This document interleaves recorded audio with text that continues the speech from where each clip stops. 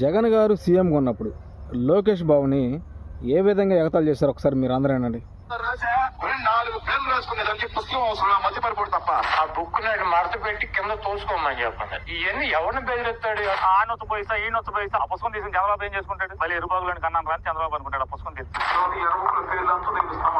ఆయన ఏడైనా పేర్లు మర్చిపోయింటే నాకు ఫోన్ చేసి మిగతా పేర్లు చెప్తాను. నేను నాకైతే ఆ ఎర్ర పుస్తకం పట్టు నేను తిరుగుతుంటే సింబాలిక్ గా నేను చూశారు కదా, గతంలో లోకేష్ బాబు గారు ఇలా అవినీతి ఇలా రౌడిజం చూడలేక లోకేష్ బాబు స్వయంగా రెడ్ బుక్ రాయడం జరిగింది.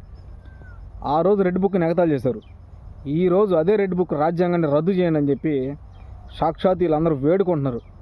ఆ రెడ్ బుక్ రాజ్యాంగాన్ని తట్టుకోలేక జగన్మోహన్ రెడ్డి ఢిల్లీ పోయి ధర్నా చేయడం జరిగింది. సో రెడ్ బుక్ ఉన్న వాల్యూ అది.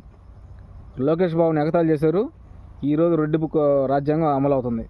సిద్ధంగా ఉండండి.